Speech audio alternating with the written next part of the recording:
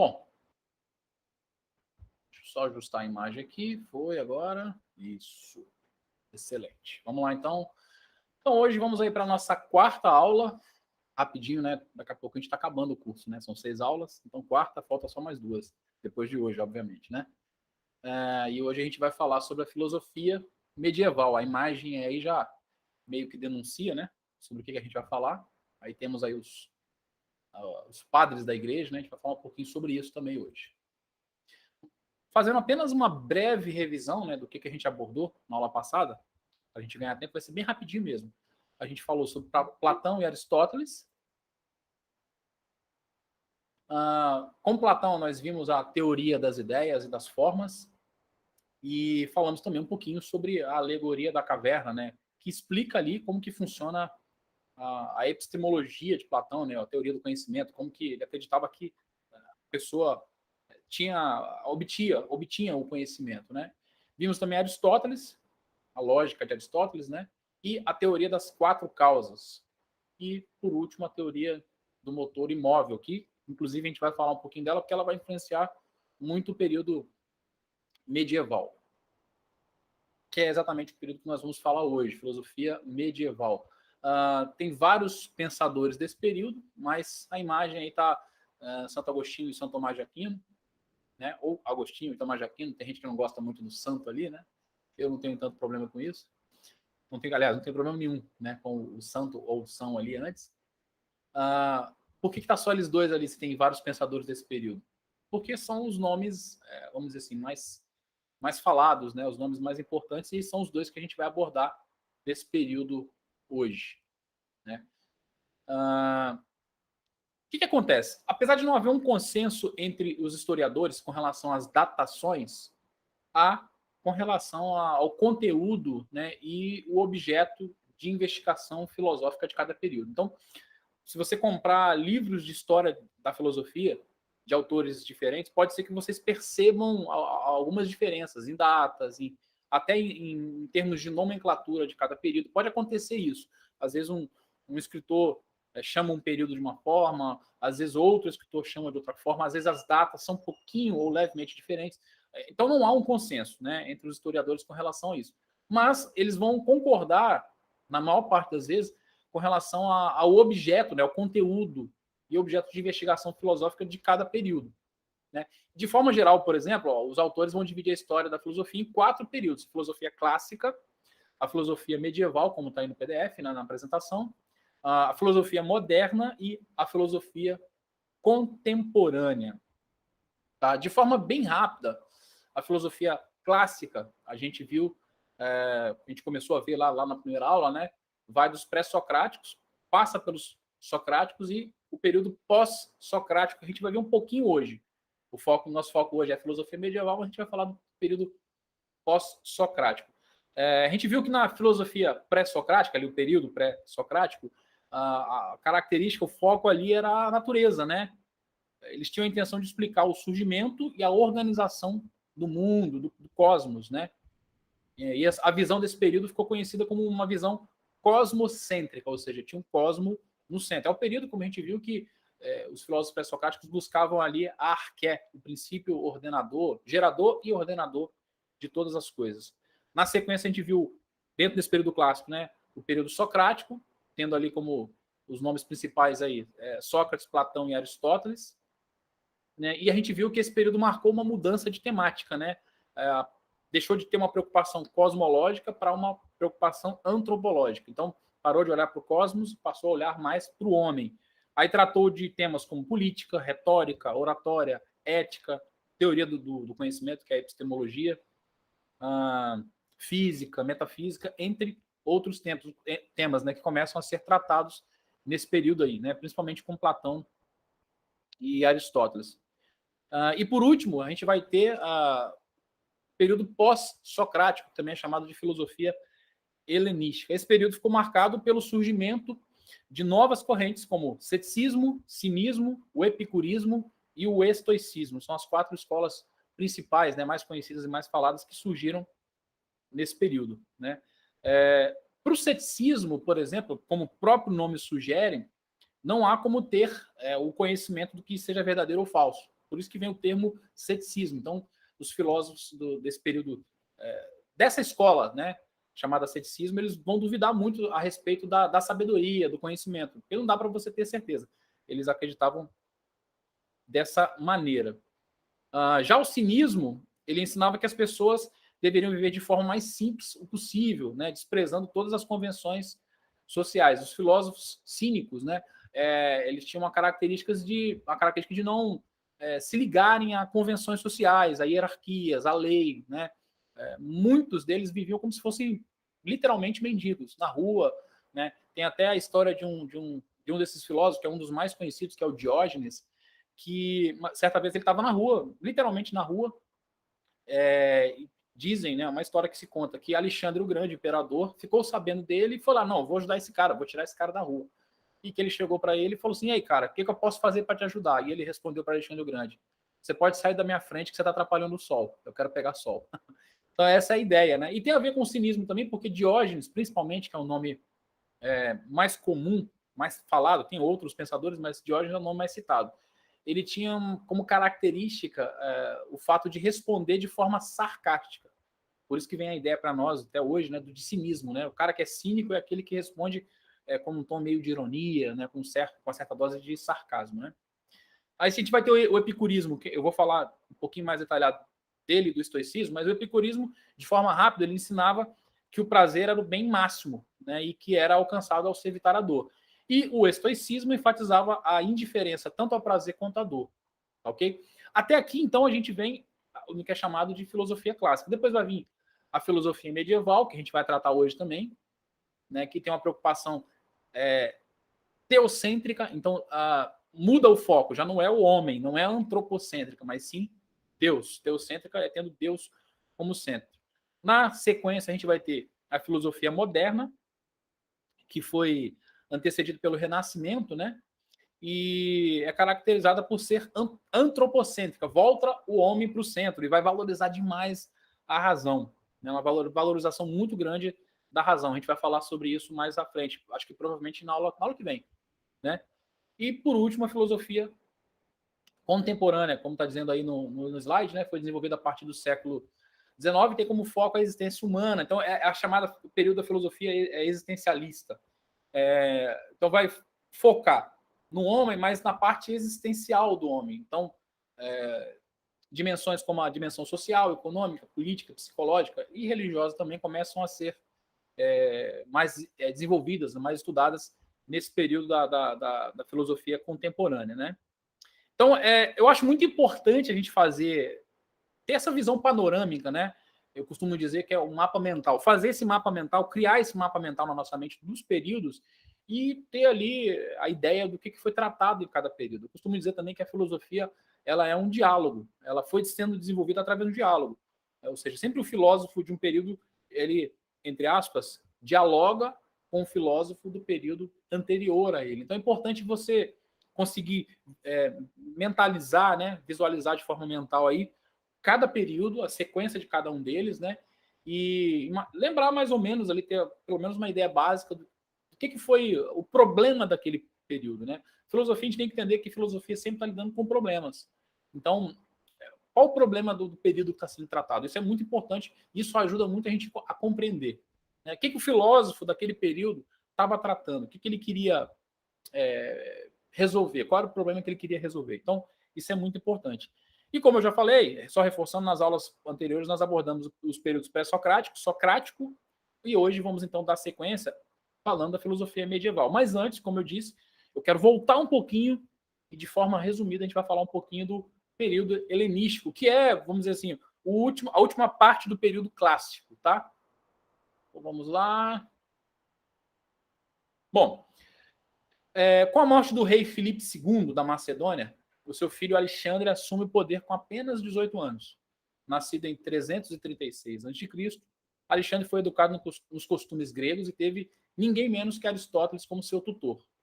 Após assumir o poder, conquista os grandes domínios do Império Persa, expandindo o poderio macedônico até a Índia, o que o levou a ser conhecido como Alexandre o Grande. Né? Daí vem, inclusive, o nome Alexandre o Grande. E as conquistas de Alexandre, né, permitiram não só a expansão do território, mas como a mistura da cultura grega com a cultura dos povos orientais. E foi exatamente isso que originou a chamada cultura helenística, né? Então, após a morte de Alexandre, no ano 323 a.C., seu império foi dividido entre os seus generais, sendo conquistado pelos romanos posteriormente. Estou fazendo bem rápido aqui, de forma bem resumida, tá?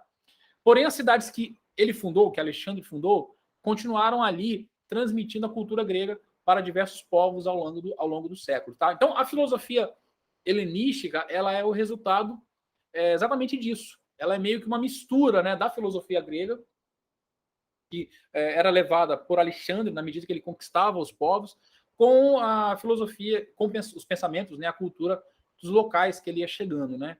E dessas cidades que ele fundou, Alexandria é a mais conhecida, né, de todos nós. Foi a que obteve maior destaque.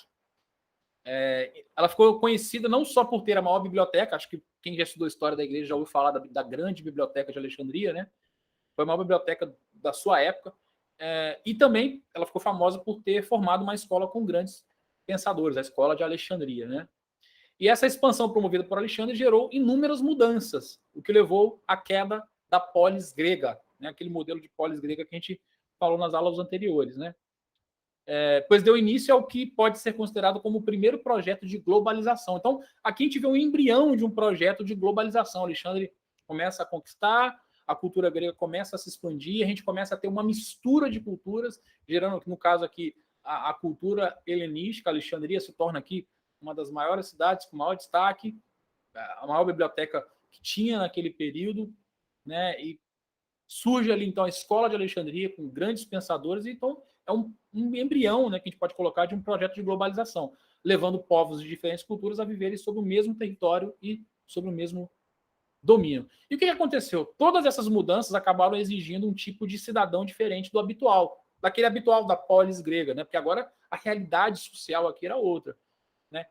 Aqui exigia não apenas o cidadão da polis, mas o cidadão do mundo. Não era o mundo que a gente tem hoje, né? Mas já era um protótipo, né? Então as coisas começam a mudar.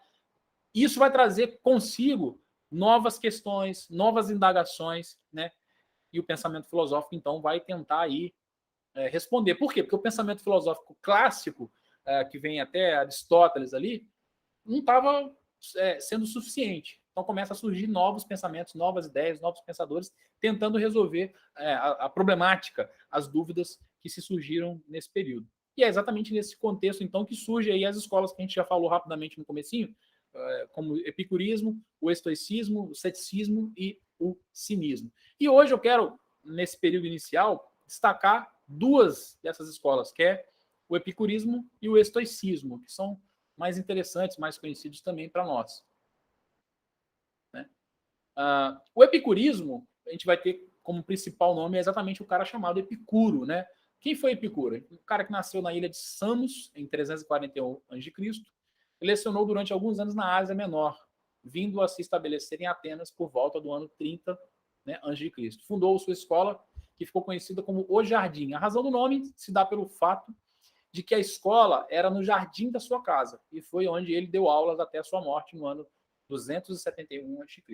Ensinava que o prazer era o bem máximo, que era algo sempre bom e que, ao se evitar a dor, era alcançado. Este conceito ficou conhecido como hedonismo, do grego hedone, que significa aí, então, prazer. Mas aqui é importante observar que, diferente do entendimento que nós temos de hedonismo hoje, o conceito de hedonismo hoje é o prazer acima de qualquer coisa, né?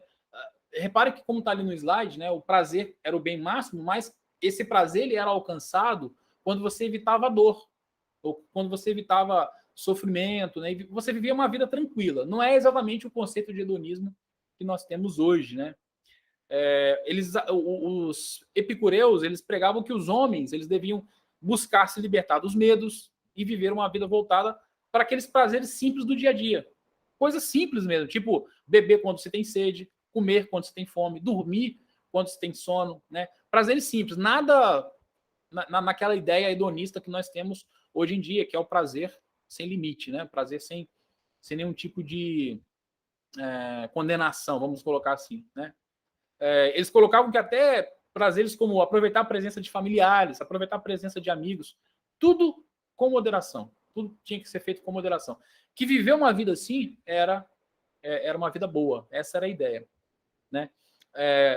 Lá na apostila vocês vão ter o seguinte: dessa forma, o prazer é entendido como a libertação e superação dos desejos comuns que são estimulados pela sociedade, como fama, riqueza e poder, que conduziria a uma vida serena e simples e própria de um sábio. Ou seja, quem consegue viver com os prazeres simples do dia a dia, quem consegue ser feliz com coisas simples que todo mundo tem, você acaba se libertando daquilo que a sociedade te impõe, né? Como eu citei aqui, fama, riqueza, poder, né? Quando você consegue ter prazer nas coisas simples, você tem uma vida boa. Essa era a ideia básica do epicurismo, né? E, de forma geral, o pensamento dos epicureus pode ser resumido pelos seguintes pontos, que a gente vai ver agora.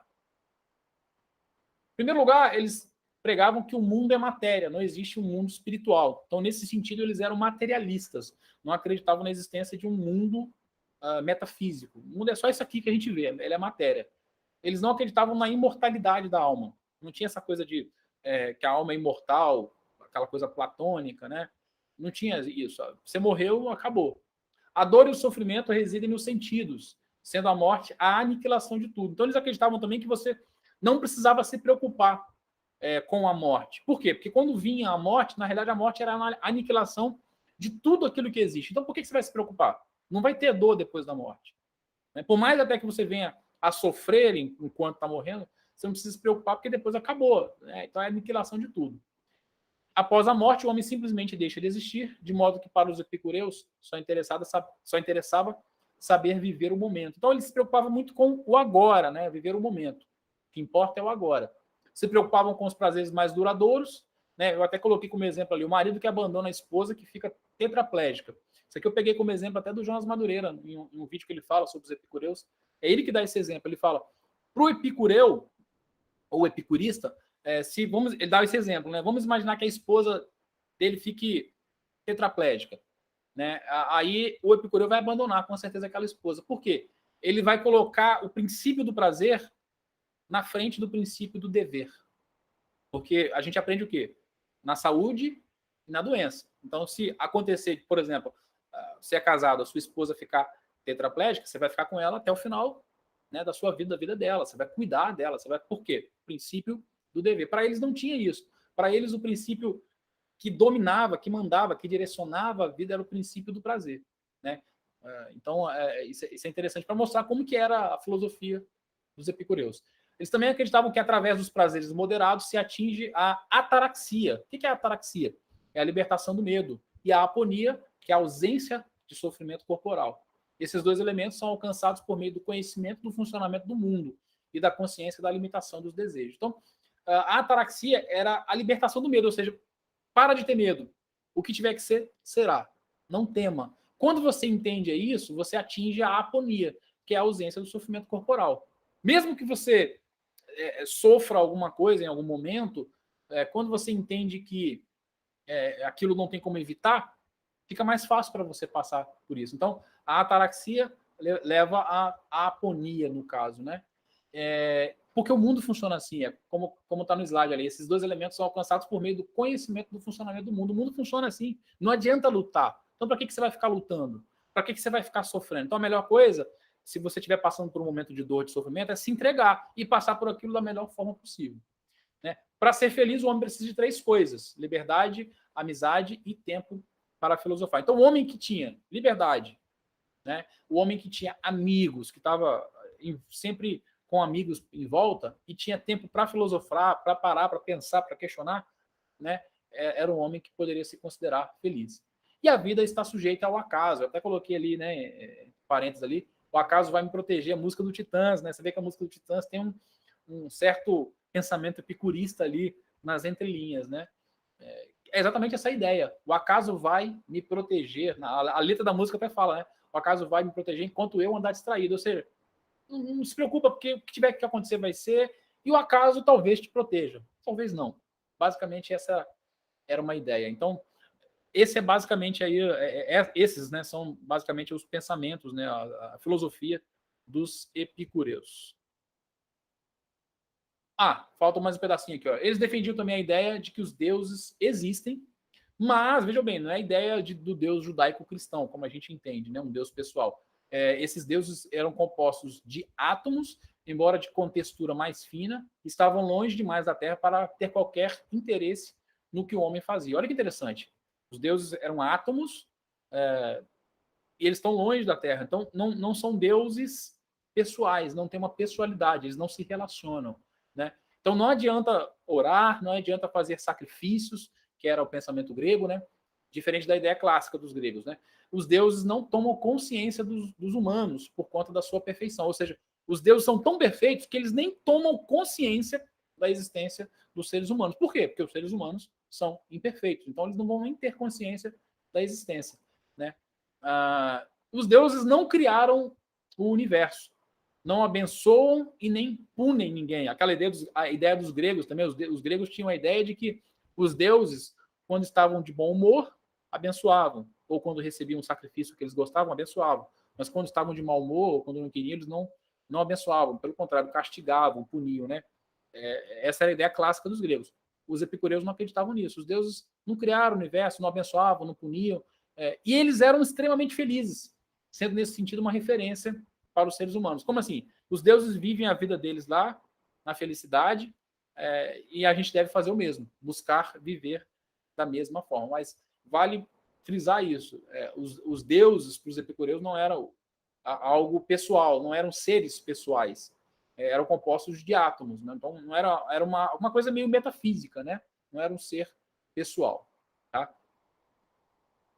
E na sequência a gente vai ter aí o estoicismo. O estoicismo tem como nome principal aí Zenão de Sítio, que nasceu em 336 a.C. Faleceu em 263 a.C. É o criador do estoicismo, outra escola filosófica que surgiu no período helenístico.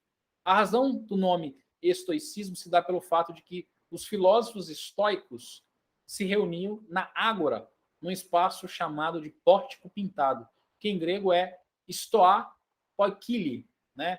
Que de onde vem a denominação, está no grego ali, que transliterado é stoikos, né? Ou filósofos do pórtico, traduzindo literalmente é isso.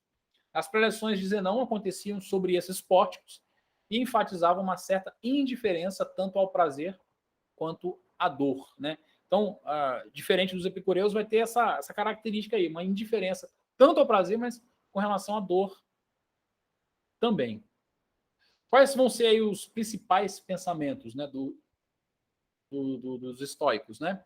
Eles lutavam, em primeiro lugar, com os epicureus pelas mentes, né, dos atenienses, né? Então, você tinha naquele mesmo período ali os epicureus e os estoicos ali, cada escola, né, cada pensador defendendo ali a sua escola, né, lutavam para conquistar, né, a mente dos atenienses daquele período. Eram filósofos moralistas, então focavam muito na questão da moralidade, de uma vida moral. Pensavam na realidade como dois princípios, matéria e a razão, sendo o universo governado por uma razão universal. Muitos historiadores vão dizer que essa dualidade do estoicismo vai influenciar mais na frente lá os filósofos medievais, né? Vai ter uma influenciazinha ali. Não é exatamente como eles colocavam, mas a questão da dualidade, né? Lá na frente a gente vai ver bem e mal, céu e inferno, essa dualidade mesmo, corpo e alma, né? Influenciando. Então eles tinham essa ideia, né? Matéria e razão, e o universo era governado por uma razão universal. Então, era uma espécie de Deus, vamos colocar assim, mas não era um Deus no sentido que nós entendemos também, não era o Deus no conceito judaico-cristão também, um Deus pessoal que se relaciona, não. Mas era uma razão universal, natural. Exatamente, Isaías, eles faziam uma espécie de dicotomia, né? E para eles há um encontro entre a razão e a matéria, né? Ou seja, Deus, entre aspas aí, e a matéria estão identificados. Se a gente for analisar, é uma espécie de panteísmo, né? Deus e a matéria, que eles não chamavam de Deus, né? Mas eles chamavam aquilo que governava a razão, é o Logos, né? O Logos que governava o universo, né? De forma natural. E esse Logos, ele e a matéria estavam identificados, sendo uma coisa só. Então, uma espécie aí de panteísmo. A razão de Deus permeia a realidade e não há transcendência. Então, diferente de nós cristãos, nós cremos na transcendência e na imanência de Deus. O que é isso? Deus transcende quando ele ultrapassa ele é imanente porque ele também habita dentro de nós, ele está dentro de nós. Né? Eles não criam nessa questão da transcendência. Né? Deus está aqui na matéria e pronto, mas não transcende. Né? Ele está naquilo que a gente vê permeado junto ali. Né? Por isso que eu falei que é uma espécie de panteísmo. E a consequência disso é que tudo que acontece é providência ou destino. Né? Ou seja, tudo que acontece tem que acontecer, porque Deus está na matéria, está nas coisas, está na natureza, Deus está aqui, está ali. Tudo que acontece tem que acontecer. Né? Foi providência dessa razão natural, desse Deus, né, estoico aí, né? É destino, não tem como evitar. Então, obviamente, não vão acreditar em um Deus pessoal, num Deus que se relaciona. Por conta disso, eles foram acusados de serem fatalistas, obviamente, se Deus está em tudo e não tem como evitar, então é como se são fatalistas, né? Então foram acusados disso. Né? E o sábio para o estoico e o feliz é aquele que aceita o seu destino. O tolo é o que sofre por tentar mudar as coisas. Então, tipo assim, o que tem que acontecer, vai acontecer. Pare de lutar, pare de ficar se debatendo, pare de ficar aí tentando entender. Simplesmente aceita e viva. Porque se você não aceitar, você vai ficar lutando contra algo que você não pode mudar, na visão do estoico, e você vai estar sendo tolo. Né? Não nutriu nenhuma expectativa de algo, né? Então não crie expectativas também. Né? E também não subestimavam algo, ou seja, não fique esperando algo e também não subestimem. Né? Ou seja, é aquela coisa assim, como eu falei no começo, eles não esperavam nem algo de bom e nem algo de ruim. Né? E viviam como se as coisas não os afetassem. Aí eu até coloquei o exemplo aqui para me lembrar, né? Exemplo do pai que tem um filho. Como assim? Para o estoico, era mais ou menos assim. Todos nós, quem aqui é pai que está me ouvindo aqui, que é pai, você lembra a alegria que foi? Eu tenho 2 filhas, né? Eu lembro a alegria que foi quando eu fiquei sabendo que a minha esposa estava grávida. Depois eu fiquei alegre quando minhas filhas nasceram, né? Então, um pai fica alegre com cada momento desse. Quando o filho nasce, então, um estoico não, ele ele ia viver de forma indiferente.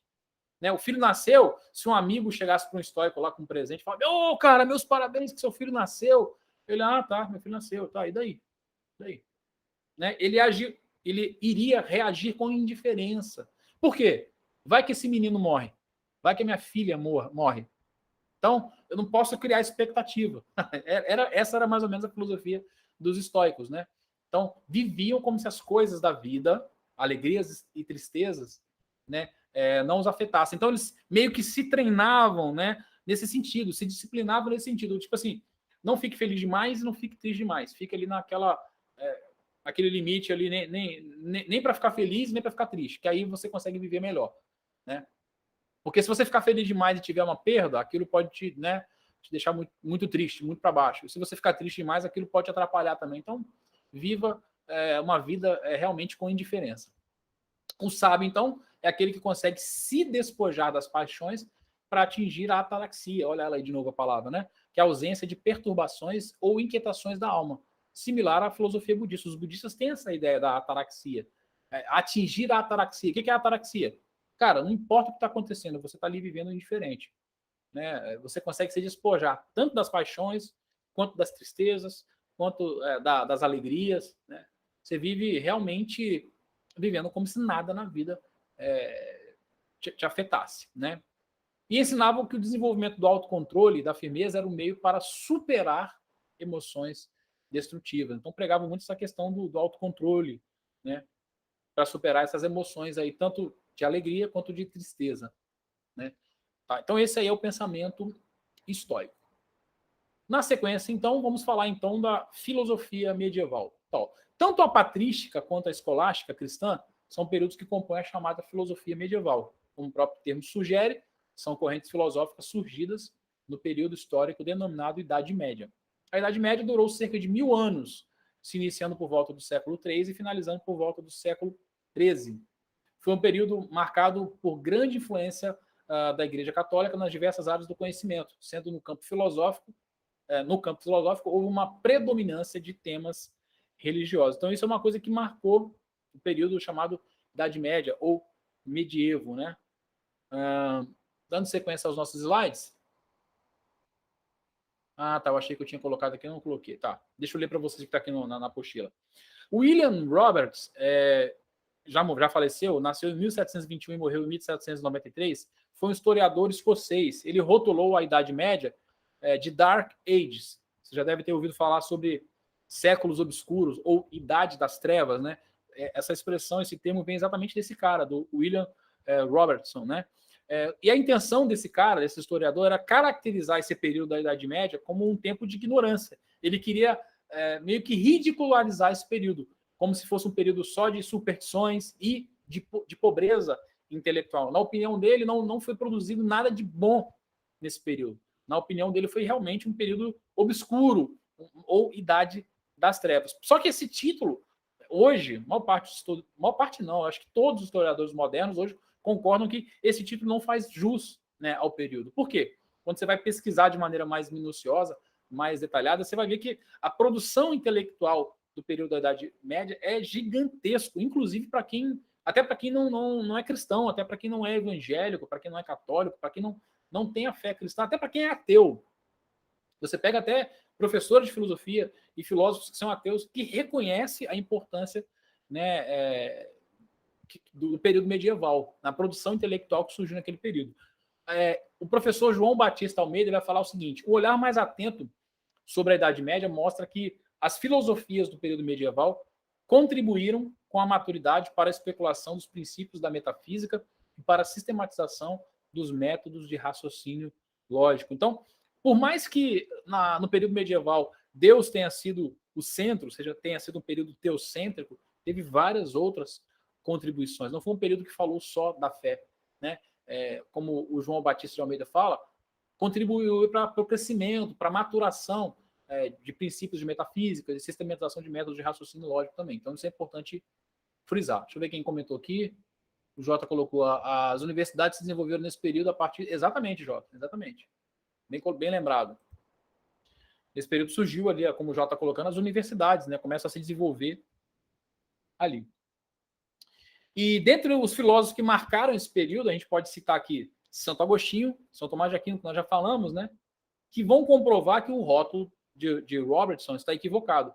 Pois não só foram filósofos de grande estatura intelectual, filósofos muito inteligentes, como também foram muito prolíficos, ou seja, escreveram muito, produziram muita coisa, deixaram muito material registrado, né? Só Agostinho e Tomás de Aquino, se fosse só esses dois, já seria o suficiente para refutar esse rótulo pejorativo, né, do Robertson lá, né, desse historiador. Mas além deles, houve grandes pensadores como Avicena, Averroes, Abelardo, Duns Scoto Erigena, Santo Anselmo, Santo Abelardo, Santo Alberto Magno, Guilherme de Ockham, Roger Bacon, São Boaventura, entre outros. Muitos pensadores surgiram nesse período, né? Cristãos e não cristãos. Né? Vale frisar isso, que esse período não foi um período só onde só desenvolveu a filosofia cristã. Acho que eu vou falar até na próxima aqui, ó. Mais na frente eu vou falar um pouco sobre isso. Mas é importante frisar. Então foi um período muito rico, mesmo, né? E outra característica importante do período medieval é que ela contempla duas correntes, né, de pensamento filosófico, que vai ser a patrística e a escolástica. Vai falar bem rapidinho um pouquinho sobre cada um desses períodos. O período patrístico foi desenvolvido nos primeiros séculos da Idade Média, século III a.C. A patrística tem como principal característica o fato de ter em seu corpo de pensadores os padres da Igreja Católica. Aliás, daí vem o termo patrística. A palavra padre vem do latim patris, que significa pais ou padres, né? E a gente vai ter também a escolástica, né, que surge aí na segunda metade, né, final da Idade Média, século VI ao século XIV, recebe essa denominação por conta do fato do ensino filosófico ser ministrado nos conventos, mosteiros e escolas episcopais, de onde é derivado, então, o termo, né, escolástica vem daí, né, de escolas episcopais, né? É importante observar que o título escolástica se refere muito mais a um método de ensino do que a uma doutrina específica. Isso é importante, tá ok? E outro importante de observar, aqui que eu falei que eu ia falar mais na frente, é que nesse período não foi um período exclusivo dos filósofos cristãos. Outras escolas filosóficas, como a bizantina e a muçulmana, que é a árabe ou sarracena, e também a hebraica, que é a escola judaica, também fazem parte desse período, né? Porém, é fato que a escolástica cristã tem uma grande importância, por isso que ela geralmente ela é muito falada, muito citada, até quando você vai fazer um curso de filosofia no meio secular, por exemplo. Eu estou terminando a minha faculdade de filosofia na Unip, né? E já estudei o período medieval. Estudo ali com bastante assim, cautela, bastante detalhe. É um período que é bem. Eu tenho material aqui, as apostilas, né, do período, muita coisa, não passa rápido, não. Estudo com muita cautela. Então, um período muito importante, né, para se estudar. Né? Novamente citando o professor João Batista Almeida Júnior, falando sobre essa importância, ele vai dizer o seguinte: a escolástica cristã, fundamentada na fé católica, representou um pequeno renascimento dentro do período medieval, por ser considerado uma renovação do pensamento filosófico com a descoberta das obras completas de Aristóteles. Houve um renascimento da filosofia e novas bases, com um tipo de saber mais voltado para a realidade natural, característica da filosofia grega. O contato com as novas obras de Aristóteles estimulava nos filósofos preocupações empíricas, em certo sentido, mais adequadas do que as de matriz platônica. Trata-se de uma nova aurora do helenismo a assinalar as tendências científicas da mentalidade que se desenvolverá nos séculos do Renascimento para consolidar o paradigma racional da filosofia moderna. Né?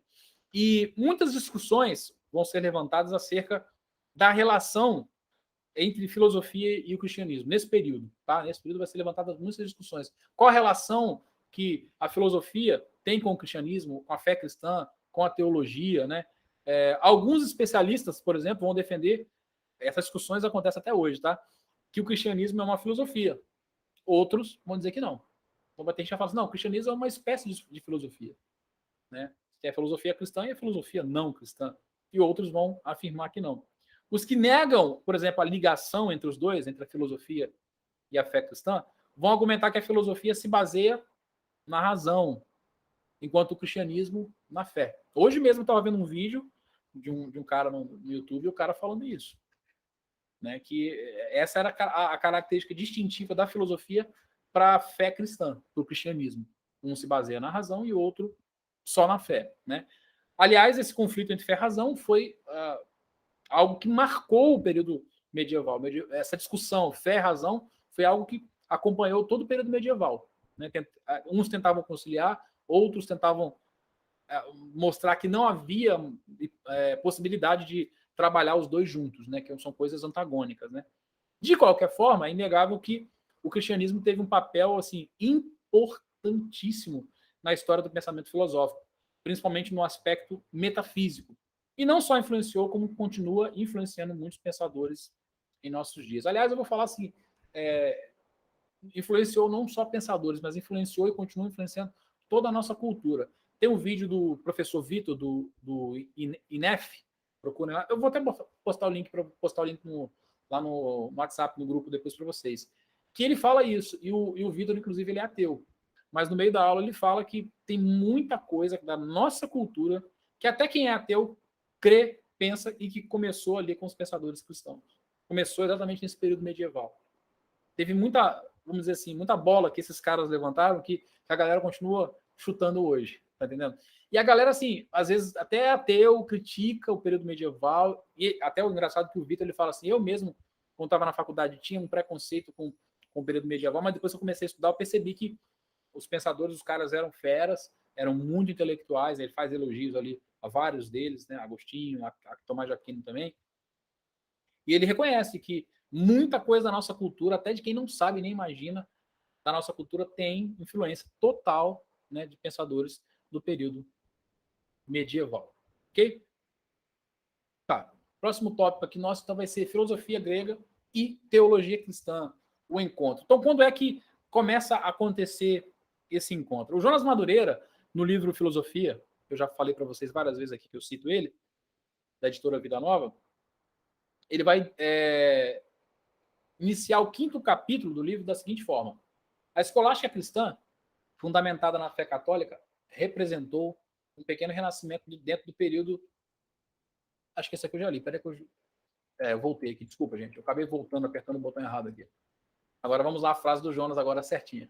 A filosofia grega sofreu várias modificações, mas nenhuma delas foi tão significativa para a formação do pensamento ocidental como uma modificação resultante do encontro entre a filosofia grega e a teologia cristã. Os dois grandes modelos de pensamento da história da filosofia grega, o platonismo e o aristotelismo, foram reinterpretados pelos teólogos Agostinho e Tomás de Aquino. Embora sejam mais teólogos que filósofos, Agostinho e Tomás usufruíram do platonismo e do aristotelismo para explicar a realidade de Deus e do cosmos. Sob a ótica da revelação cristã, ambos reconsideraram filosoficamente a busca pela verdade. Em Agostinho e Tomás, filosofia e teologia encontram-se. Conhecer a verdade tornou-se conhecer a Deus. Essa é a frase do Jonas que eu falei que está no livro Filosofia, né?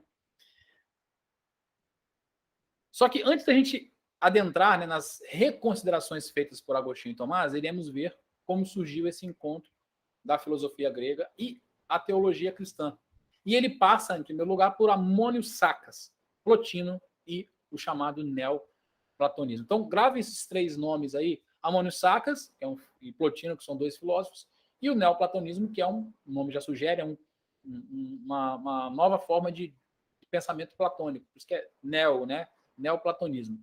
Então, esse encontro aí da filosofia grega com a teologia cristã passa por esses três nomes aí: por Amônio Sacas, por Plotino e pelo neoplatonismo.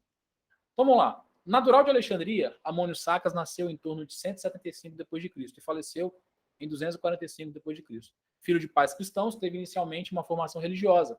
Porém, alguns estudiosos afirmam que, após seu contato com a filosofia, abandonou o ensino de seus pais, abraçando o paganismo, o que é negado por estudiosos como Eusébio de Cesareia e Jerônimo.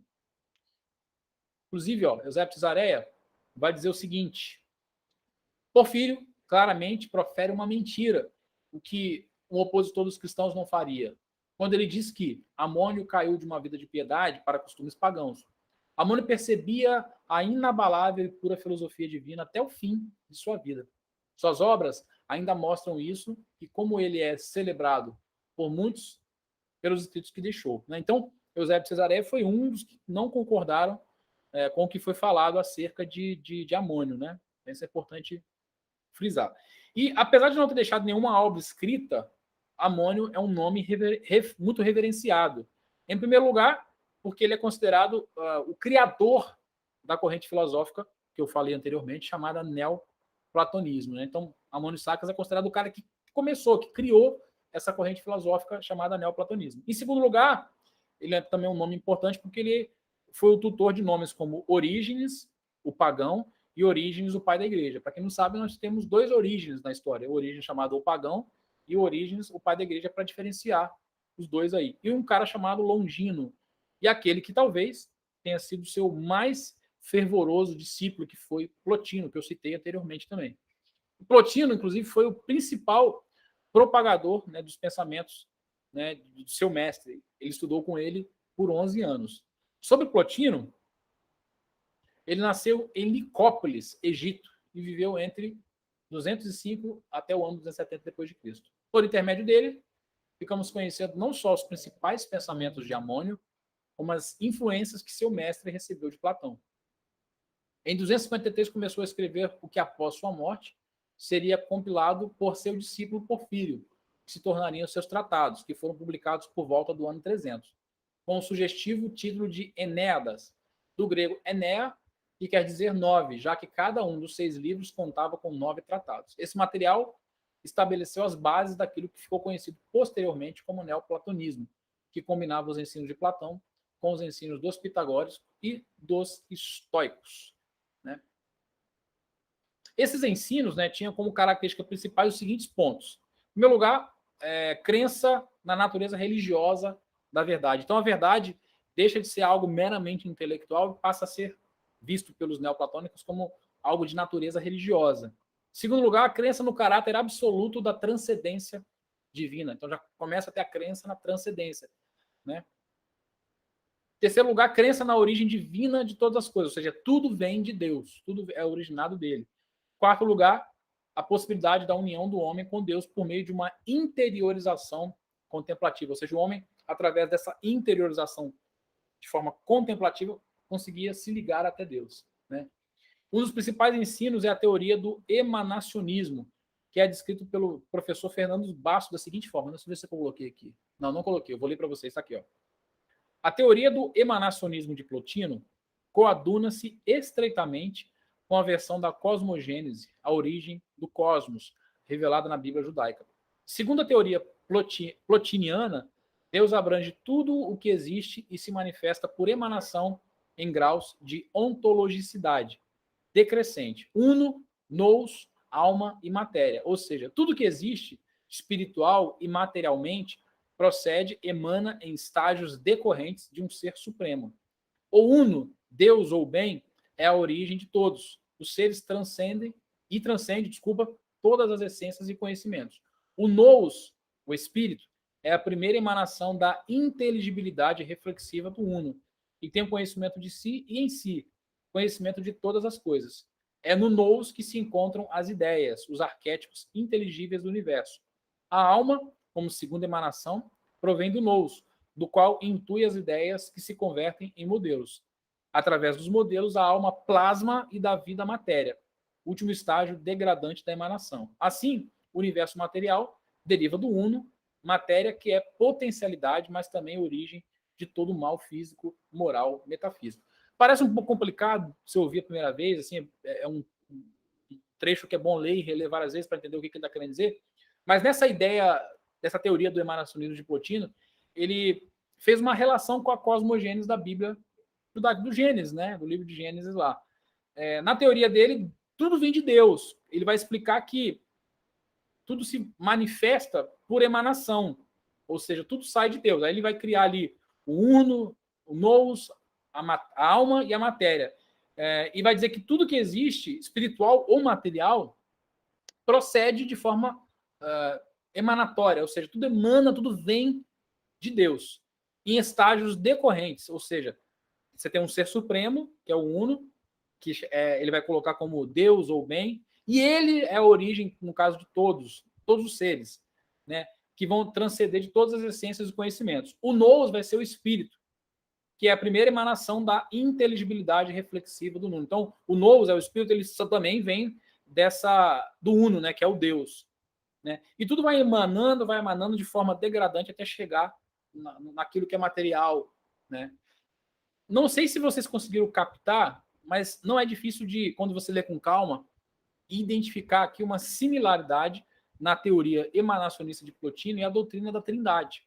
Por quê? Ele vai ter ali o Uno, que é o Pai, percebe claramente que ele está falando de Deus Pai, o Nous, que é o Espírito Santo, e a alma, que vai ser o Filho. Então você tem que, basicamente, ali um embrião da doutrina da Trindade aqui em Plotino. O Uno, Pai, o Nous, o Espírito Santo, e a alma, o Filho, né? E essa matéria, que é descrita ali pelo comentarista, pelo Alexandre Bastos, né, que ele chama de o último estágio degradante da emanação, está debaixo da alma. Essa parte da matéria que ela é povoada pelas almas individuais e todo o restante do mundo material, que são a realidade mais fraca e incapaz de prosseguir o processo de emanação. Então, ele acredita que tudo vinha do Pai, de um processo de emanação degradante, ou seja, vai perdendo a perfeição até chegar na matéria, que é onde nós habitamos. Tá? Eu não sei se ficou claro para entender. Mas, segundo Plotino, está aqui na apostila, cada indivíduo deveria buscar, por meio da contemplação e da autodisciplina, subir nessa hierarquia até voltar à fonte, que é o Uno, que é Deus. Algo que ele afirmava ter alcançado. Então, você fazia uma autodisciplina em um período de contemplação ali, depois do tempo você consegue voltar nesses estágios emanatórios até voltar até Deus e ter contato com Deus, né? E a influência de Plotino em alguns pensadores cristãos é muito, muito grande, pois suas ideias e pensamentos irão refletir de uma forma ou de outra em pensadores como Agostinho. Agostinho vai beber muito em Plotino no período patrístico e Tomás de Aquino no período escolástico, como a gente vai ver mais adiante, né? E a fusão de pensamentos e escolas filosóficas do neoplatonismo de Plotino pode ser vista como a última contribuição da filosofia clássica. Então, digamos que a filosofia clássica vem até aqui, vem até Plotino, né? O Isaías ligou a câmera, você quer falar alguma coisa, Isaías? Falar ou perguntar alguma coisa? Tá tranquilo? É só comentando que esse lance dele, tipo, se desfazer, que me esqueci qual que era, tem uma religião que é... Emanacionismo? Tem uma religião que tem um negócio muito parecido com isso, que a pessoa, tipo assim, a gente é como se fosse Deus degradado, certo? Tipo, como se eu tivesse jogado água no café e você tem que ir subindo aqui. Eu tava tentando me lembrar qual que era a religião que pensa, tipo, bebeu muito do Plotino. Tipo, que a pessoa tem que ir fazendo coisas até chegar. No estágio que ele possa ter um contato com Deus. Não duvido, não. Então, esse pensamento vai influenciar muito, né, o período dos pais da igreja, o período escolástico também. Vamos continuar aqui, então? A gente tem bastante conteúdo hoje. Então, a patrística e os pais da igreja. A patrística, então, tem como principal característica a defesa do cristianismo perante o paganismo, né, o judaísmo e as heresias. De forma geral, os padres desse período são divididos em 3 grupos: apostólicos, apologistas e controversistas. Enquanto os do período apostólico e controverso tiveram uma importância mais dogmática e religiosa dentro do próprio seio do cristianismo, os padres apologistas se destacaram pela ideia racional do cristianismo perante o paganismo, e são eles que nós vamos destacar. O primeiro padre apologista aqui foi Justino Marte, né, conhecido também como Justino Marte. Justino, conhecido como Justino ou Marte. Nasceu no ano 100. Aí tá errado, tá antes de Cristo aí, mas depois de Cristo. É a minha dislexia, que às vezes passa algumas coisas que eu não percebo, eu digito algumas coisas erradas. Nasceu em Naplusa, Jordânia. Além de padre, Justino era filósofo e morto como Marte em Roma, por volta do ano 165 depois de Cristo. É considerado o primeiro filósofo cristão e o autor de 2 apologias da religião cristã, que foram dirigidas aos imperadores romanos Adriano e Marco Aurélio.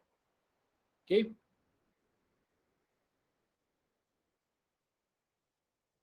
Aí você vai ter também Clemente de Alexandria, que vai se destacar nesse período. Viveu entre 150 e 215 depois de Cristo. Está inserido no contexto cultural do helenismo e viveu toda a sua vida na cidade de Alexandria. Defendia a função pedagógica da filosofia como forma de preparar o entendimento para interpretar as verdades reveladas. Teve também uma grande importância no campo linguístico, ao multiplicar termos filosóficos do grego para exprimir conceitos cristãos, ao traduzir algumas obras para o latim. Podemos citar como, por exemplo, termos como gnose, o termo gnosis, né, gnosis, que significa ciência superior, e gnóstico, termo grego gnósticos, que significa conhecedor e iluminado. Continuando aqui, a gente vai ter Orígenes, também de Alexandria, foi discípulo e compatriota de Clemente, viveu entre 185 e 254 d.C., adepto do Didascaleion, uma escola de catequese que utilizava a filosofia com auxílio da interpretação da doutrina cristã. Né? Foi um prolífico escritor, tendo escrito centenas de escritos exegéticos e comentários das escrituras, porém destacamos a sua obra sobre os princípios, que é considerada uma verdadeira suma teológica, que sintetiza a doutrina da igreja cristã de seu período. Né? Porém, é importante observar que não houve unanimidade de pensamento nesses pensadores, os pais da igreja. Né? Ao mesmo tempo que havia os que advogavam uma proximidade do cristianismo com a filosofia, com os métodos do helenismo, né, como auxílio ali para a interpretação dos dogmas católicos, haviam aqueles que condenavam totalmente. Né? Então você tinha alguns pensadores que achavam que dava para fazer essa síntese, misturar, usar ali como apoio, como ferramenta, e outros que consideravam a filosofia completamente pagã. Então não dava para ter ali uma mistura.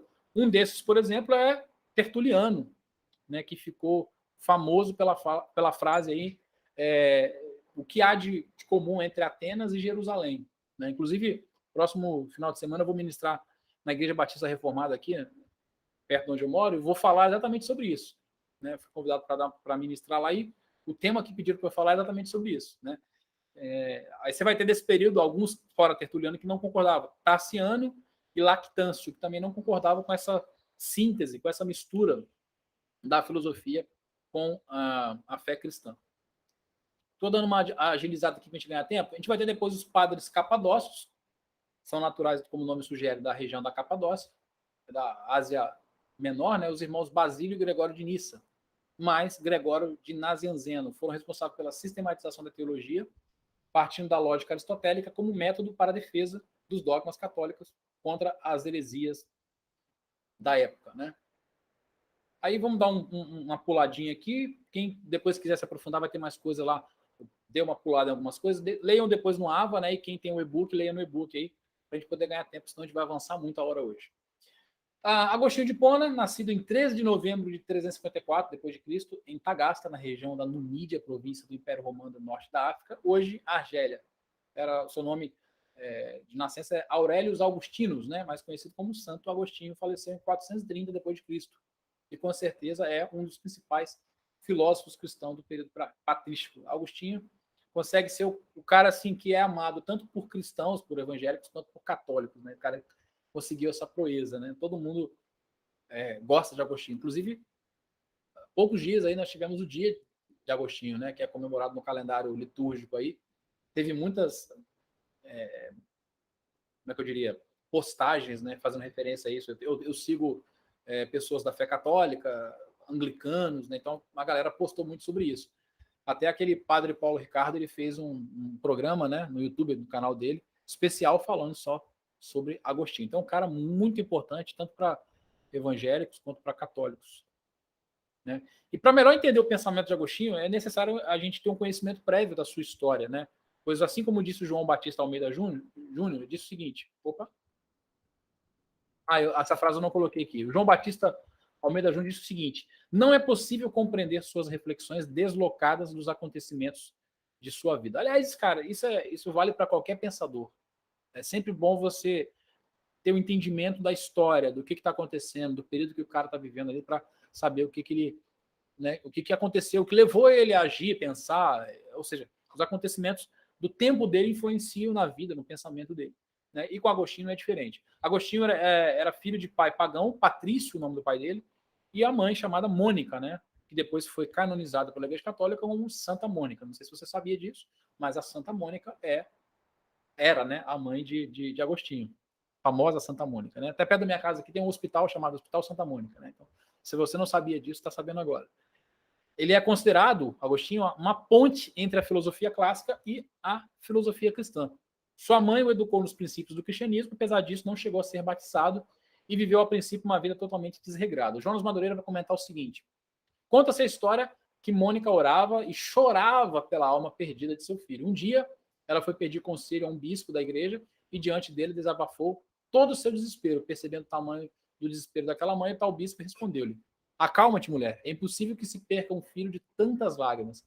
Mais tarde, depois de ter sido batizado, disse que Agostinho teria dito que as lágrimas de sua mãe tornaram-se o início do seu batismo. O que Mônica não sabia, enquanto chorava, era que Agostinho não só se converteria ao cristianismo, mas também se tornaria piedoso, né, o piedoso bispo de Hipona. Né? Agostinho, muito chamado de Agostinho de Hipona também, que foi a igreja que ele se tornou bispo mais tarde.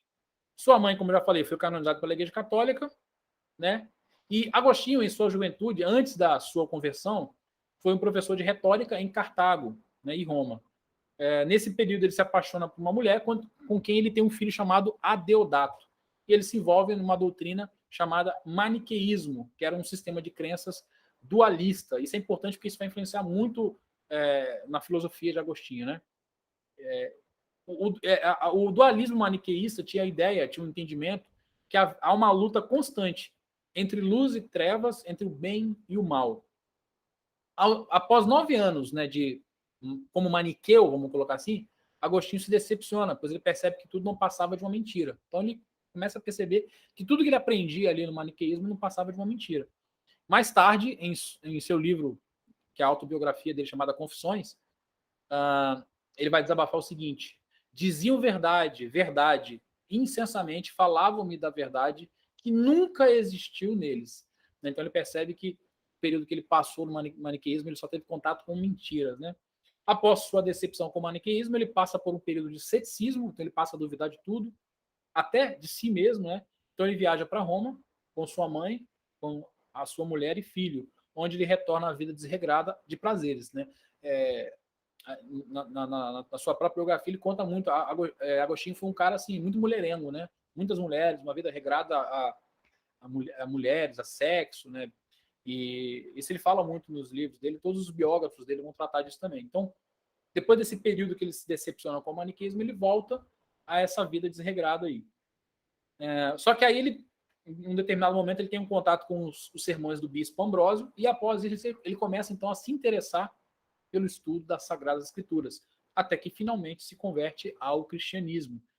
Aí foi batizado no ano 387, junto com seu filho Adeodato. Né? Ele foi batizado no mesmo dia que o filho, bem interessante isso. E em 391 foi ordenado padre, e em 396 tornou-se o bispo de Hipona. Sua conversão ao cristianismo levou a abandonar de forma definitiva a carreira de professor de retórica né, e sua vida desregrada. Então ele abandonou, né, literalmente tudo, né, que lembrava a vida regressa dele. Além disso, Agostinho se tornou um prolífico escritor, escreveu muito, lançou muitas obras. A gente pode destacar aqui Confissões, que é a sua autobiografia. Acho que eu já até mostrei para vocês. Eu tenho ela no Kindle e tenho ela nesse livrozinho de bolsa aqui, que é da editora Paulus, que é bem legal, que ele é pequenininho, né? Dá para você levar para qualquer lugar. Muito bacana. Eu tenho no Kindle também, mas esse aqui é legal de ler, apesar de que a letra é bem pequenininha, né? Você tem que ter uma visão boa para ler. Além de Confissões, você vai ter Contra os Maniqueus, como o próprio nome sugere, uma crítica ao maniqueísmo. Você vai ter também De Magistro, dirigido ao seu filho, Contra os Acadêmicos, onde ele refuta o ceticismo a partir das revelações bíblicas. A Cidade de Deus, considerada por muitos aí como a primeira obra de filosofia da história, inclusive mais na frente vai influenciar Hegel, o filósofo Hegel, né? Sobre a doutrina cristã, sobre a Trindade, sobre a imortalidade da alma e o livre-arbítrio. Inclusive, meu TCC da faculdade eu estou fazendo sobre o livre-arbítrio, principalmente, e também vou usar algumas coisas do livro Confissões. Né? Então, quais são as principais ideias, né, de Agostinho? Agostinho, aqui já falei dos livros, né? As principais ideias de Agostinho. Ó. Fé e razão, em primeiro lugar, não são antagônicas. Lembra que eu falei que nesse período medieval, essa discussão fé e razão vai ser uma discussão que vai permear todo o período medieval. Para Agostinho, como que ele via isso? Fé e razão não são contrárias, não são antagônicas. Né? Mas ele afirmava que para se compreender era necessário primeiro crer. Então ele subordinava a razão à fé. A fé estava acima e a razão estava subordinada à razão. Uma frase famosa dele é: creio para compreender e compreendo para crer melhor. Ele se apropriou de muitos elementos da filosofia como fundamento para a sua explicação da doutrina cristã. Por conta disso, muitos autores afirmam que Agostinho cristianizou Platão, né, que ele fez uma cristianização dos elementos do platonismo. E é fato que existem algumas semelhanças entre eles, mas ao mesmo tempo existem também algumas diferenças. Platão, por exemplo, defendia a teoria da reminiscência, que a gente viu na aula passada. Né? Agostinho não concordou com a teoria da reminiscência e dizia que sim, há uma forma perfeita de tudo que existe, porém, na mente de Deus. Dessa forma, não são as almas que vão se lembrando, mas é Deus que as ilumina enquanto vão aprendendo. Não sei se vocês lembram que Platão dizia que, pela teoria da reminiscência, nós temos contato com as ideias perfeitas no mundo das ideias, mas quando a gente encarna, a gente se esquece de tudo.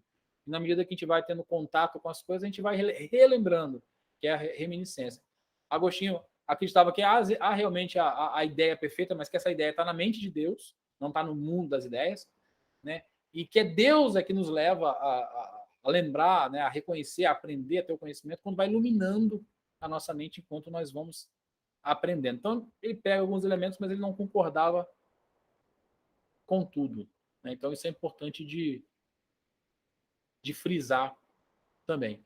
Outra ideia defendida por Agostinho foi a que Deus não é autor do mal. Teve uma discussão sobre isso, inclusive é algo que ele vai tratar, inclusive no livro O Livre-Arbítrio, né? E também em Confissões. Em Confissões, Agostinho explica que Deus não é autor do mal e descreve o mal como a ausência de Deus. Hoje, para nós, a gente, se alguém questionar, esses dias mesmo minha filha, coleguinha da escola, perguntou, eu fui falar isso com ela, né? A coleguinha, não, um colega da escola perguntou, mas se Deus existe, por que existe o mal no mundo, né?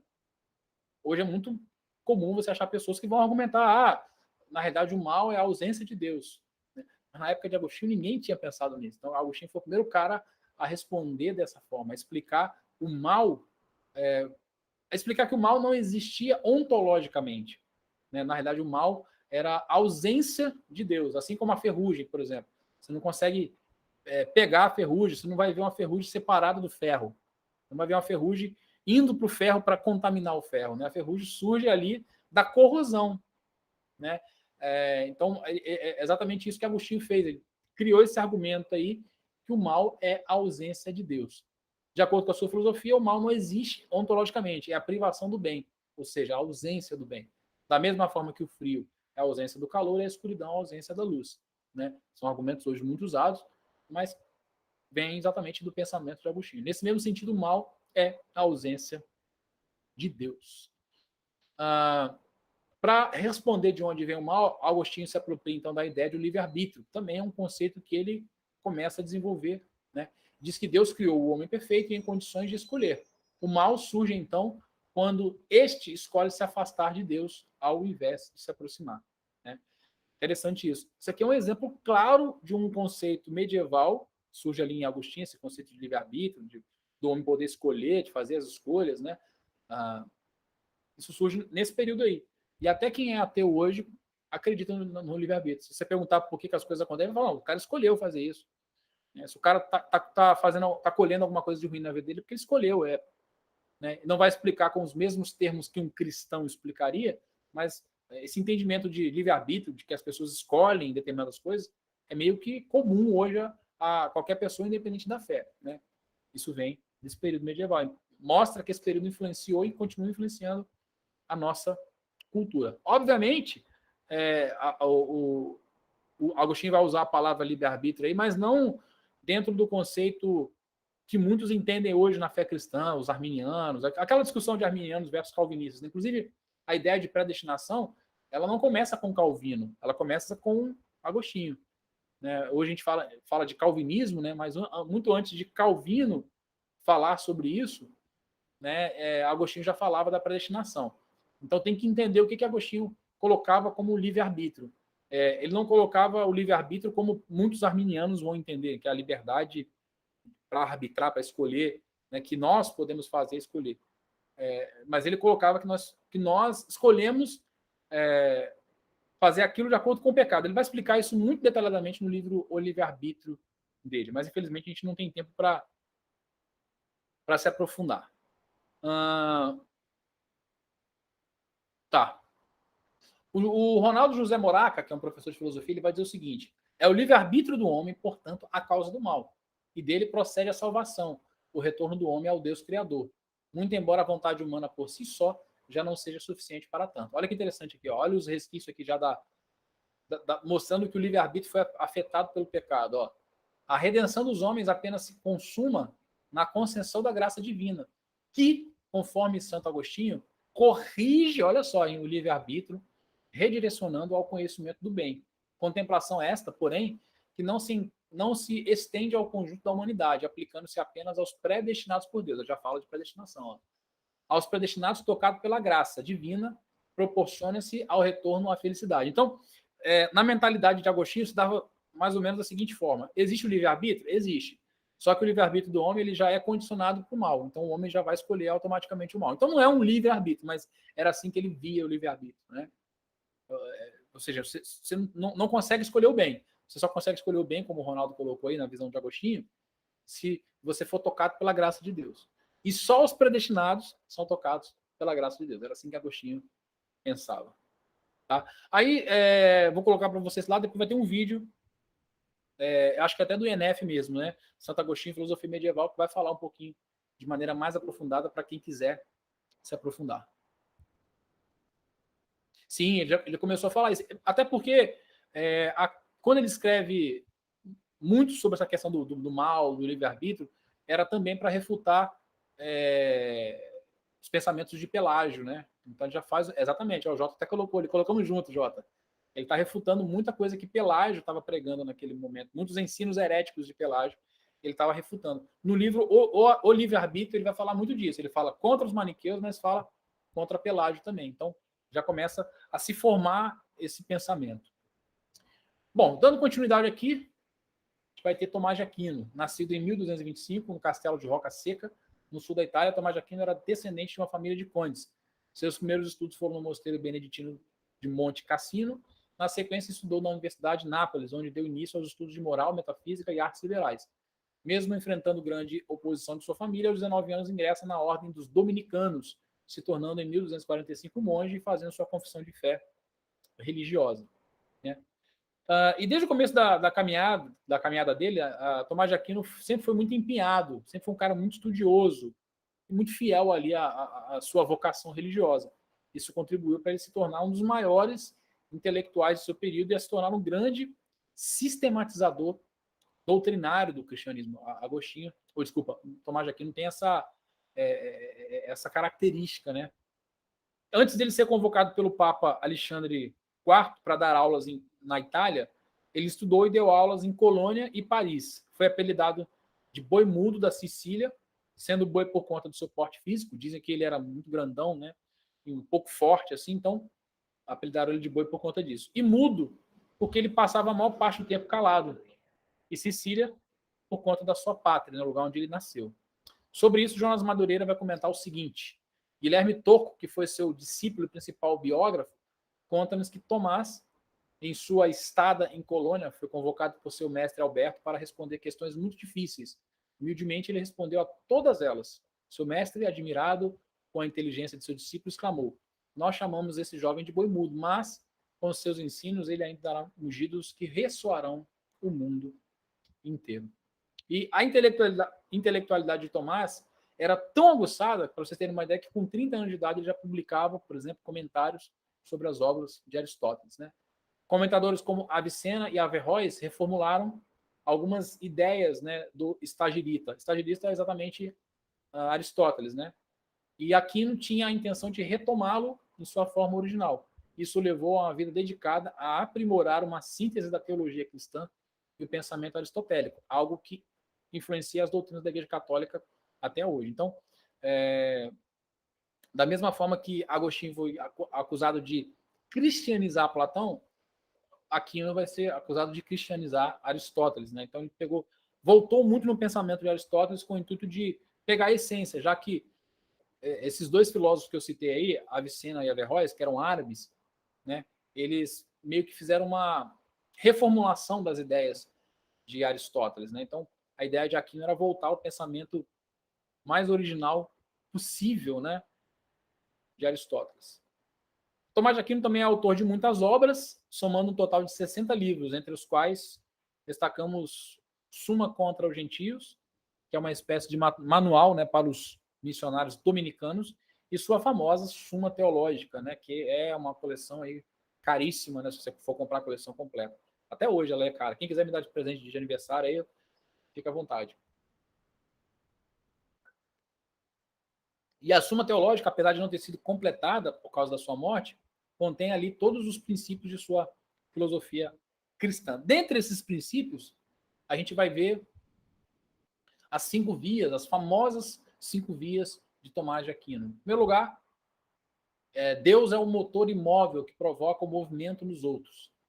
Em segundo lugar, a causa primária que faz todo o resto acontecer. Questão da dependência. O ser não contingente e necessário que sustenta a existência de tudo o que é contingente, que é a contingência. O ser supremo do qual os seres menores extraem tudo o que tem de bom, né, a perfeição limitada. E o projetista inteligente que direciona as coisas não inteligentes a um fim, utilidade. Né? A ideia de Tomás de Aquino com as 5 vias era a prova da existência de Deus, a provar que Deus existia. Né?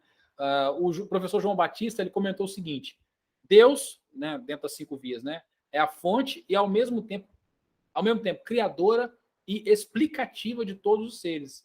É a causa primeira de todas as criaturas, é a causa final para a qual todas as coisas se dirigem. Para justificar essa tese, o filósofo retoma a teoria da potência e do ato, princípio metafísico aristotélico, do motor imóvel, e ensina que Deus é a causa primeira e absoluta da qual se origina tudo o que existe e tudo o que se movimenta no universo. É o único ser que não precisa ser movido, tal qual o motor imóvel aristotélico, pois é autossuficiente e se realiza em si.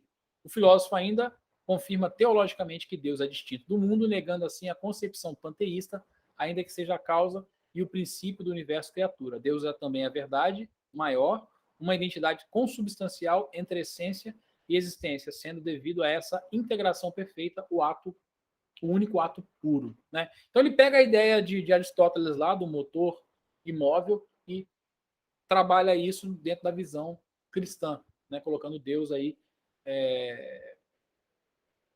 O motor imóvel de Aristóteles passa a ser realmente o Deus judaico-cristão. Né? Aristóteles faz Tomás de Aquino faz essa junção, essa ligação com o pensamento de Aristóteles. Né? E, além das 5 vias, Tomás de Aquino propôs outras sistematizações, como as 5 declarações sobre a natureza de Deus. Deus é simples, perfeito, infinito, imutável e único. As 4 virtudes cardeais, prudência, temperança, justiça e coragem. e as 3 virtudes teológicas, fé, esperança e caridade. Né? Isso demonstra que ele era uma mente extremamente organizada e dada a sistematizações. Gostaria de poder ter tempo para a gente falar sobre cada um desses pensamentos, mas infelizmente o tempo não dá. Tá? Sobre a velha discussão razão e fé, que eu falei que permeou toda a Idade Média, o que Tomás de Aquino falava? Ele acreditava que, apesar de serem elementos separados, eram complementares, sendo que a razão era subserviente da fé, porém, sem ser subordinada. Nesse sentido, a existência de Deus poderia ser comprovada por meio da razão. As 5 vias, né, ao passo que a doutrina da Trindade e a encarnação de Cristo eram reveladas por meio da fé. Então, ele acreditava dessa forma, que havia uma certa subserviência da fé, elas estavam subordinadas, mas, desculpa, eram subservientes, mas sem estar subordinada. Então ele acreditava que algumas coisas você podia compreender pela razão, mas outras não tinha jeito, você tinha que compreender pela fé. Mas, de qualquer forma, ele também acreditava que havia uma certa junção da fé com a razão, diferente de outros pensadores que a gente falou anteriormente, que acreditavam que não havia junção, como a gente citou anteriormente, né? Bom, para a gente finalizar, é mais ou menos isso. É como eu coloquei aqui, ó. Ele colocava o seguinte: fé e razão, apesar de serem elementos separados, eram complementares. A razão era subserviente da fé, só que sem ser subordinada, ou seja, não estava abaixo, né? Aí, por isso que ele vai explicar que em alguns momentos, por exemplo, no sentido da existência de Deus, você podia ser compreendido, podia ser comprovado através da razão. As 5 vias ele criou, ele desenvolveu para isso. Mas algumas doutrinas, por exemplo, da Trindade, a da encarnação de Cristo, era por meio da revelação, era por meio da fé. Né? Era subserviente, mas sem ser subordinada. O que é subordinado? Sem estar abaixo. Era como se estivessem mais ou menos no mesmo nível ali. Basicamente isso. Também vai ter um vídeo lá para vocês verem lá no link. Vamos para o finalzinho aí, nosso contraponto teológico. Né? Bom, o que tem a ver, então, Atenas com Jerusalém? Essa famosa frase foi proferida por Tertuliano de Cartago, a gente já falou disso, né? Por volta do ano 2000, ano do Senhor ali, né? A razão dessa frase é que o pai da igreja não nutria nenhum entusiasmo pela filosofia grega, diferente da maioria dos autores cristãos antigos, que tinham uma visão mais favorável, como podemos perceber em Orígenes e Santo Agostinho, por exemplo. Deixa eu só me achar aqui na minha colinha aqui. E voltando ao questionamento de Tertuliano, quem nos responde é o apóstolo Paulo, em o seu encontro com os filósofos epicureus e estoicos registrados em Atos 17, de 16 a 34. O discurso entre eles é emblemático, pois representa o primeiro encontro entre a filosofia e a fé cristã registrado. Né? A primeira coisa que nos chama a atenção é que a idolatria característica dos gregos incomoda Paulo, e por conta disso ele discursava todos os dias entre os judeus e os gentios piedosos, tanto na sinagoga quanto na praça. Aí Atos 17, 18 a 21 vai dizer o seguinte: alguns filósofos epicureus e estoicos começaram a discutir com ele. Alguns perguntavam: o que está tentando dizer esse tagarela? Chamam Paulo de tagarela.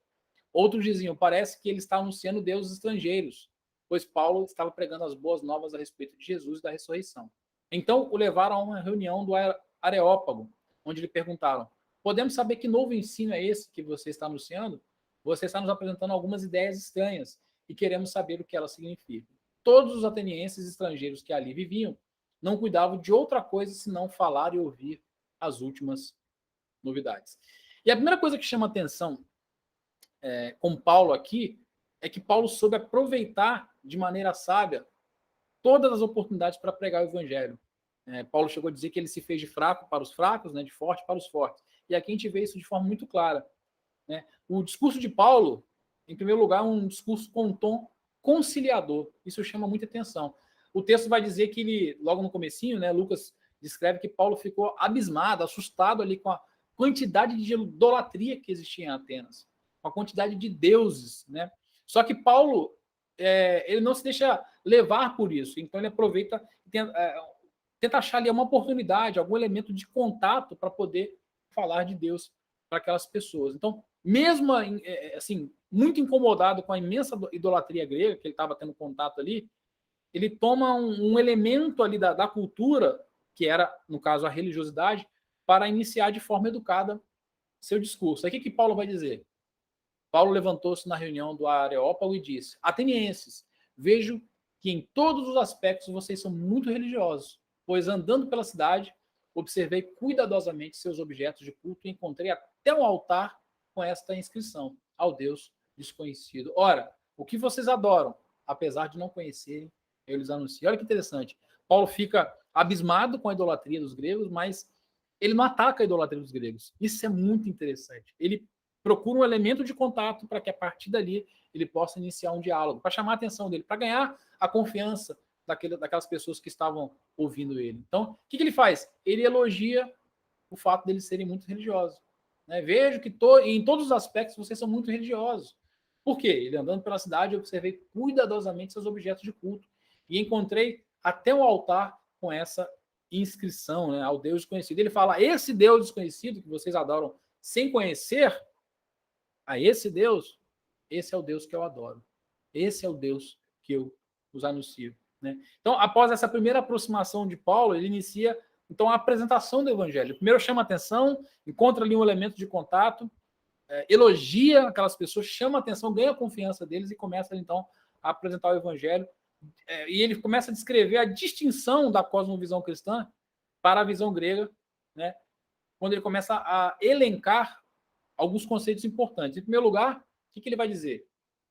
O Deus que fez o mundo e tudo que nele há é o Senhor do céu e da terra, e não habita em santuários feitos por mãos humanas. Ele não é servido por mãos de homens, como se necessitasse de algo, porque ele mesmo dá a todos a vida, o fôlego e as demais coisas. De um só ele fez todos os povos, para que povoassem toda a terra, tendo determinados tempos anteriormente estabelecidos e os lugares exatos em que deveriam habitar. Então, a primeira coisa que Paulo trabalha aqui, do verso 24 a 26, é o conceito de Deus. Por quê? O conceito de Deus judaico-cristão ele era muito diferente e muito diferente do conceito grego clássico e também da visão estoica e epicurista, como a gente viu no comecinho da aula. Né? Em primeiro lugar, Paulo separa Deus da criação. Descreve Deus como um ser eterno, incriado e criador de todas as coisas. E do homem, que criou tudo do nada, que é o que a gente chama de criação ex nihilo, né? Deus criou tudo do nada. Deus não utilizou nenhum elemento previamente estabelecido para, a partir desse elemento, criar todas as coisas como os gregos acreditavam, né? Por quê? Como está dizendo ali, enquanto para a visão clássica dos gregos, as divindades também têm uma origem, além disso, o cosmos também foi criado a partir do caos pré-existente. Os gregos entendiam que o universo, o mundo foi criado partindo do caos, tinha o caos. Então, surgiu, não foi ex nihilo, mas a partindo de algo que pré-existia, que era o caos. Né? Você vai encontrar isso principalmente nas mitologias, né, gregas. Né? E era a forma como eles criam. Né? Enquanto para os epicureus, Deus era apenas átomos, para os estoicos, era a razão universal. Então, Paulo apresenta aqui o conceito, né, o conceito bíblico de Deus, o conceito da cosmovisão cristã de Deus. Isso é muito interessante. Primeiro ele elogia, fala da religiosidade dele, e quando ele começa a descrever, ele começa a falar, o conceito de Deus que eu tenho é esse, ele começa a apresentar. É muito legal como Paulo faz. Depois Paulo vai trabalhar o conceito de adoração, ele vai dizer que, vai mostrar que o conceito de adoração também se diferia e muito. Enquanto para os gregos, a adoração era baseada em rituais e sacrifícios, eles faziam rituais e sacrifícios para aplacar a ira dos deuses ou para agradar os deuses. No cristianismo, Deus é adorado no cumprimento de sua palavra. Né? Isso é bem interessante. Paulo vai também falar sobre o conceito de antropogênese. A antropogênese refere-se ao surgimento da evolução, ao surgimento e evolução da humanidade.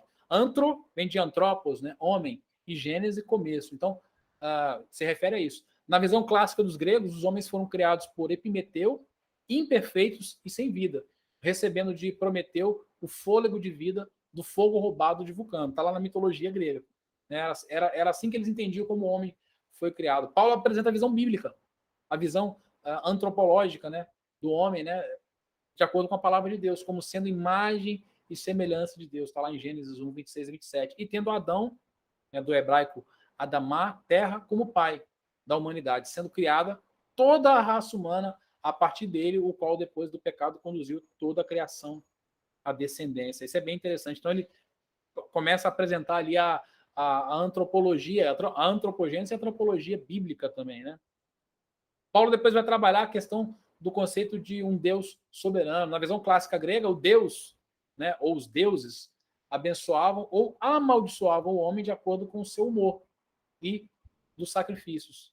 Para o epicurismo, né, os deuses eram formados de átomos e estavam longe de nós, não interferindo em nada, e no estoicismo era só a razão universal, que estava misturada à matéria numa relação de causa e efeito. Paulo apresenta aqui um conceito de Deus que não só dirige a história, que determinou os tempos anteriormente estabelecidos e os lugares exatos em que deveriam habitar, e na sequência, Paulo não só refuta ali a questão da idolatria grega, como a ideia de um Deus impessoal, ou seja, a ideia de um Deus que não se relaciona. Paulo vai dizer em Atos 17, de 27 a 29, Deus fez isso para que os homens o buscassem e talvez tateando pudessem encontrá-lo, embora não esteja longe de cada um de nós, pois nele vivemos, nos movemos e existimos. Como disseram alguns dos poetas de vocês, também somos descendência dele. Assim, visto que somos descendência de Deus, não devemos pensar que a divindade é semelhante a uma escultura de ouro, prata ou pedra, feita pela arte ou imaginação do homem, né? Isso é muito interessante. Aqui, quando Paulo fala, pois nele vivemos, nos movemos e existimos, como disseram alguns dos poetas de vocês, também somos descendentes dele, Paulo está usando pensadores e poetas, né, da cultura grega. Paulo tinha um conhecimento muito grande da cultura grega também, inclusive de poetas e de filósofos. E é aí que ele usa. Você pode reparar que até na Bíblia sempre vai abrir uma aspasinhas, né? Pois nele vivemos, nos movemos existindo. Isso aqui era de algum poeta, de um pensador, né? Mesma coisa acontece aqui, ó. Também somos descendência dele, né? Então é muito interessante o que Paulo faz. Paulo primeiro faz o elogio e depois ele começa a apresentar o cristianismo, fazendo um contraponto, literalmente, com o pensamento grego, do pensamento grego com a cosmovisão cristã, né? Paulo então mostra também aí a ideia de um Deus transcendente e imanente para os gregos, isso não era comum, que não só busca se relacionar com o homem, mas que por sermos descendência dele, não aceita ser adorado através de imagens de escultura. Por isso que Paulo condena a idolatria, né? E como eu afirmei, coloquei para vocês antes, né? Quando Paulo diz, porque nele vivemos, nos movemos, existimos, e também somos descendência dele, Paulo está fazendo aqui a citação de dois poetas gregos, Arato e Cleanto. Então, quando os gregos ouvem Paulo citar dois poetas gregos, esse cara sabe, então eles estavam ali ouvindo, prestando atenção. E dando sequência ao discurso, Paulo vai falar sobre o julgamento final e apresenta Cristo como juiz. Aí ele vai dizer, no passado Deus não levou em conta essa ignorância, mas agora ordena que todos, em todo lugar, se arrependam, pois estabeleceu um dia em que há de julgar o mundo com justiça por meio do homem que designou. E deu provas disso a todos, ressuscitando dentre os mortos, né? Sobre isso, o professor Francisco José da Silva escreveu o seguinte, também os estoicos acreditavam em um julgamento final, uma conflagração universal, mas enquanto um fogo purificador do cosmos, os tempos atuais, segundo o apóstolo, são os tempos do arrependimento, pois por meio de Jesus, toda a humanidade será julgada. A marca distintiva do senhorio de Cristo é a ressurreição do morto. Mas aí que está o grande problema. O grande problema é quando Paulo fala de ressurreição, né? Como o próprio Jesus disse, é o grande sinal dos cristãos, o sinal de Jonas, né? Lucas 11, de 29 a 32, vai falar disso. O que Paulo vai falar então lá, voltando a Atos 17, 32 e 33? Quando ouviram, aliás, Paulo não, qual vai ser a atitude que os estoicos, os epicureus, aqueles que estavam ouvindo Paulo vão ter? Ó, Lucas vai descrever o seguinte, quando ouviram sobre a ressurreição dos mortos, alguns deles zombaram e outros disseram, a esse respeito, nós o ouviremos outra vez. Com isso, Paulo se retirou do meio deles, né? Isso é muito interessante. Quando Paulo está falando de diversas coisas, Paulo faz ali a apresentação do evangelho, confronta um monte de coisa, e eles estavam até ouvindo, eles estavam até assim, aceitando. Só que quando chega na questão da ressurreição, aí, né? Por quê? Paulo estava ensinando para eles algo totalmente diferente e totalmente inimaginável, pois os gregos, né, tanto os estoicos, todos que estavam ali ouvindo ele, ou acreditavam na transmigração da alma, que é basicamente a reencarnação, né? Uma coisa bem platônica, né? Que a alma, depois que você se desliga do corpo, você volta para o mundo das ideias, e dependendo de como você está, você fica lá vagando, até você pode voltar como um animal ou como ser humano. É uma ideia de reencarnação, né? Ou, como os estoicos e os epicureus, que após a morte tudo acabava. Então, essa era a crença básica dos gregos. Ou havia a transmigração da alma, tá? Que é a reencarnação, ou que após a morte tudo acabava. Sendo o corpo, os gregos viam isso desde Platão, o corpo era o túmulo da alma, que atrapalhava a alma de ser feliz. A alma estava presa no corpo, né? A alma, na realidade, Platão falava disso, que a alma queria, na realidade, se libertar e voltar para o mundo das ideias, para o mundo das formas, né? Onde tudo é perfeito, né? Essa concepção era antiga, eles tinham essa ideia, ou a ideia que a gente já viu aqui dos epicureus e dos estoicos, né? Quando eles ouvem Paulo falar de ressurreição, os caras estão pirados. Como é que, se para nós morrer se libertar, que ideia é essa de um Deus que vem, que se encarna, e eles também não viam o corpo como algo bom, né? Então para eles era difícil de entender. E o Deus não só encarna, como o Deus morre, depois ressuscita, depois ele volta para o corpo novamente, ele volta para a prisão novamente, né? Então eles não tinham facilidade de compreender isso. E para o cristianismo, né, a cosmovisão cristã entende que a ressurreição é o grande anúncio da fé cristã, sem a qual a fé é vã. Né? Paulo, lá em 1 Coríntios 15, 13 e 14, vai dizer o quê? Se não há ressurreição dos mortos, nem mesmo Cristo ressuscitou, e se Cristo não ressuscitou, é inútil a nossa pregação, como igualmente é improdutiva a vossa fé. Né? Então é interessante que Paulo faz a apresentação do evangelho, mas ele finaliza na ressurreição de Cristo. Isso é uma coisa que fala muito com a gente não pode deixar de se esquecer de fazer isso. Ao pregar o evangelho, nós temos que apresentar o Cristo ressurreto. Porque, como Paulo disse aqui, se a ressurreição dos mortos não existiu, nem Cristo ressuscitou. E se Cristo não ressuscitou, é inútil a nossa fé, é inútil a nossa pregação, é improdutiva a nossa fé, não produz nada. Né? Nós temos que fazer exatamente como Paulo fez. Né? E por último, no último verso, né, descreve que alguns aceitaram a mensagem de Paulo. Diz assim: alguns homens juntaram-se a ele e creram. Entre eles estava Dionísio, membro do Areópago, e também uma mulher chamada Dâmaris, e outros, desculpa, com eles. Né? E, queridos, quando olhamos para os nossos dias, para os dias de hoje, é fácil perceber que a nossa sociedade ela tem muito do epicurismo, tem muito do estoicismo. Como os epicureus, por exemplo, muitos hoje são materialistas, extremamente materialistas. O mundo só é material, só se importa com o aqui, com agora. As pessoas vivem suas vidas como se realmente não houvesse amanhã. O que importa é o que a gente está vivendo aqui. Como os estoicos, muitos estão presos a um fatalismo extremo, que tem sido usado aí como desculpa para uma inércia, para uma vida, deixa Deus me levar, sabe? Uma vida ao Deus dará. Deixa a vida me levar, a vida leva eu, como diz a canção, né? Muitos vão viver esse é um princípio estoico. Tipo assim, para que eu vou me preocupar? Deixa a vida me levar. Não dá para mudar nada. Nós vivemos o que tem que ser, será. O que tiver que acontecer, vai acontecer. Ou seja, é um fatalismo extremo. Né? E com Paulo, o que a gente aprende aqui? Isso eu quero destacar aqui. Com Paulo, nós aprendemos que, mesmo sendo chamados de tagarelas, como Paulo foi chamado, e sendo zombados, nós devemos anunciar a verdade. Pois sempre vão ter aqueles que irão dizer a respeito disso, te ouviremos numa outra ocasião, como aqueles homens disseram, alguns, mas sempre terão aqueles também, os Dionísios e as Dâmares, que vão crer. Né? Então a gente aprende muito, né, com a atitude de Paulo aqui, né, no Areópago, né, diante dos epicureus, dos estoicos. E para finalizar, com Paulo nós vamos aprender também que podemos pregar a verdade usando um ponto de contato cultural e sem ofender. Eu acho que nos dias de hoje, como nunca, a gente tem que aprender a fazer isso. Eu acho que nós, a Igreja de Cristo, de forma geral, independente de denominação, a gente tem vacilado muito nisso. A gente não tem aproveitado pontos de contato de uma outra cosmovisão para pregar o evangelho.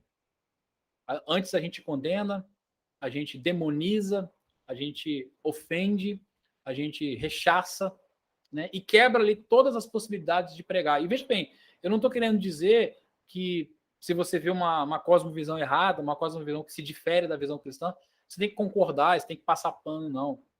Paulo não fez isso. Lucas é claro em afirmar que a idolatria daquela cidade incomodou a Paulo. Só que Paulo queria pregar o evangelho para aquelas pessoas. Paulo queria que eles ouvissem. O que Paulo faz?